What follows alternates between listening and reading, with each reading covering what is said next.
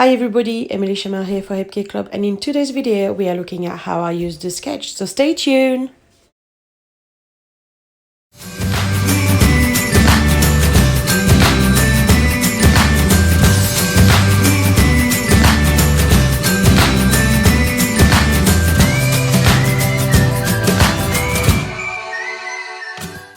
Hi guys and welcome to this video. Today we are looking at the weekly challenge and we're working with this beautiful sketch designed by Maura Kurtz. It's a sunburst design. It's something that I have not really done yet, apart from times where the paper was already printed in a sunburst kind of pattern. So it was really fun for me to try something new. Please let me know in a comment if you guys love sunburst design. Is it something that you go towards very often? I'd love to know your take on a sunburst design. Is it something that you think is done too much, or is it something that you just want to keep on seeing again and again? For this one, I use this gorgeous pattern paper. I've trimmed it to do sunburst design, and then I went on with some old washi tape that I knew I wasn't going to use to create kind of a stencil for my sunburst design underneath. I wanted to use a Nouveau Mousse that came into the colour kit from June. Months of June kit is absolutely stunning. I mean, they're stunning every month, but this one is really surprising. It's fresh, but at the same time, it's very ballsy. I love this one. So what I'm doing here is I'm creating the gaps to be exactly the same size and design as the sunburst paper that I've already cut out. I wanted to create several layer of the same shape. I'm sure it will make more sense when you see it all happen. So once all this is done, I'm trimming the washi tape because obviously in some places it's crossing over in areas that I want to have some paste. But once that's all prepped and cut out and ready, I just apply the Nouveau Mousse with my craft knife, well, my spatula, my painting knife. Yeah. So applying that quite lightly. I'm careful not to go into the area where I don't want any.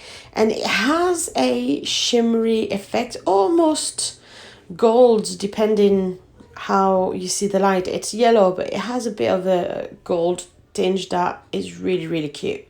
And then once that's done, just very carefully remove the washi tape. That's a section of the work where you actually need to be very careful. I had a little tiny bit of paper tearing just there in that area that I'm removing now, and at a later stage I'm going to cover that area simply because it's not aesthetically pleasing. So once that's done, I went on to grab some vellum because same again, I wanted to repeat that multiple layer. I just really wanted to have some sort of volume and texture, and I had very clearly in mind that I wanted to layer the mixed media, I wanted to layer the pattern paper, and I wanted to layer some vellum.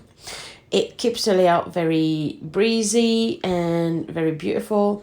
And all I'm doing is I'm marking on my vellum the area where my pieces go. I'm kind of reforming the puzzle, putting some dots. Then I'm lining the dots with the blade of my trimmer so that when I cut it, it's exactly the same size and shape as the pattern paper. Now I'm matching them together, putting together what goes together and making sure that it's the right way around. Obviously with the pattern paper it's easier because you've got a pattern on one side, but with the vellum it's just really trying it and doing it. I'm stitching the vellum and the paper together with one line bang on in the middle, and then I'm folding it slightly just to create that volume, trimming the excess threads. But when I'm gluing it, I'm not gluing it perfectly where it go. I'm just gluing it slightly ajar so that I can still see the mixed media underneath, but also because that way it gives almost like a different modern edge, because the sides of the paper don't perfectly line up with my background. I selected my photos. These are photos from last year of Sophia.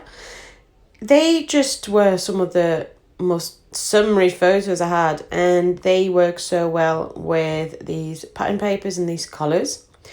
I went on to mount them on the B side of the paper I had used for my sunburst. It has that beautiful navy blue colour, and it just complemented perfectly her Leo outfit.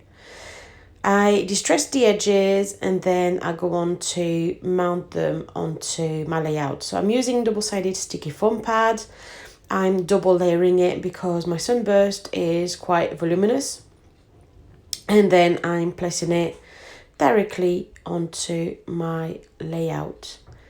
I am then adding the second photos, and for that I'm using quite a lot of double-sided sticky foam pad for the simple reason that I knew one of the side of that photo wasn't going to adhere to a lot. So I've put some PVC glue, but then I knew that was just going to slightly grab the sunburst. So the double-sided sticky foam pad are really there to grip the photo that's underneath. I'm trimming the memo card, distressing it slightly, and then I'm gluing it just behind my photograph. I'm slightly bending some of the butterfly. I knew I was going to use some. And then I'm choosing my title. Absolutely love that big, bold summer title. I thought that the fun, I decided not to add the fun with it for the simple reason that I thought it just, that took it too far. It was too much. That little tiny blue tab was just enough to anchor my title. I just added a little tiny saying that comes from those clear stickers, and then I'm playing around with decorating. I knew it wouldn't need a hell of a lot of decoration, just a little bit enough to make it, to finish it off. I love that little sun. It kind of balanced my title. And then I'm playing around with the butterfly. I only wanted 3 butterflies. I wasn't so keen on that blue one where it's placed. I'm just placing it there, but I'll see. I don't think, you can see me fidgeting with it. I don't think it's going to stay there. I'm then adding that layer tab on the left-hand side with a layer green saying, and all that complements the paper underneath, but also complements the photograph because we've got some green in the photograph. Looking around, should I add some florals? I'm not too sure, so trying. And you can see that butterfly get moved, and I'm much happier with it not so close to the sun. Those little black florals, they are bold and they add a little pop, a punch to the layout, and it also repeats the wording there on my layer ticket underneath my title. I'm balancing that with 2 others on the left hand side, and I'm giving it that visual triangle around my photograph, and that helped to have the photographs popping out even more. I thought that it still needed something. I felt there was a bit too much white space, and I remembered that on the sketch there was a little detail on the opposite side from the sunburst. So I went with some strips of pattern paper and strips of vellum, and really thin, barely 1 centimeter wide. I'm sewing it directly onto my layout, and as you will see, I am then folding it up, ruffling it up a little bit, and that creates a hell of a lot of texture and volume, and it's absolutely beautiful, and it's adding what I felt was missing. A little tiny bit of extra yellows, and there you go, the layout is finished. I'm so in love with this layout. It's been a while since I've created a layout that I really am 100% happy with, and this one is this. I'm so happy. I feel like I'm back. So yeah, it's so great. If you have any questions, please don't hesitate to leave in a comment section. And thank you so much for watching. If you're new here, thank you for staying all along with us. And please make sure that you subscribe if you're into any more scrapbooking layout. Thank you so much. Bye.